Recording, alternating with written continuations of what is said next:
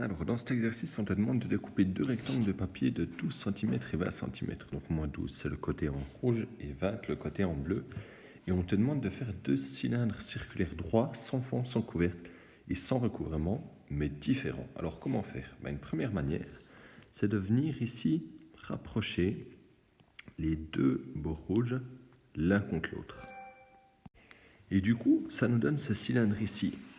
Et du coup, pour ce cylindre, donc la hauteur du cylindre vaut 12 cm et le périmètre du disque de la base vaut 20 cm.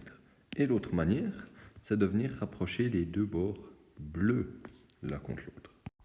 Et on obtient ainsi un autre cylindre qui sera plus refermé, si on peut dire, mais qui sera plus long.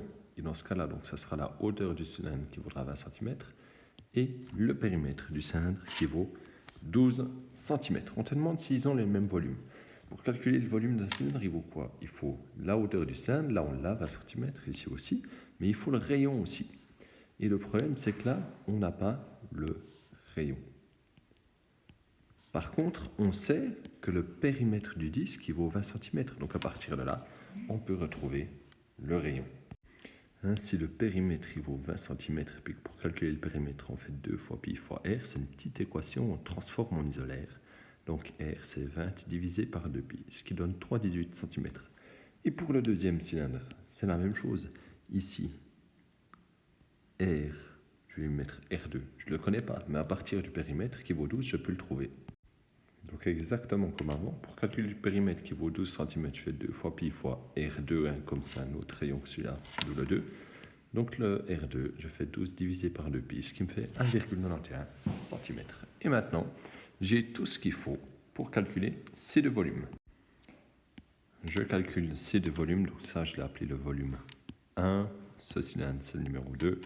Et je trouve que le premier a un volume de 380,97 cm3 et le deuxième de 229,19 cm3. On peut donc répondre à la question par la négative. Ils n'ont pas le même volume.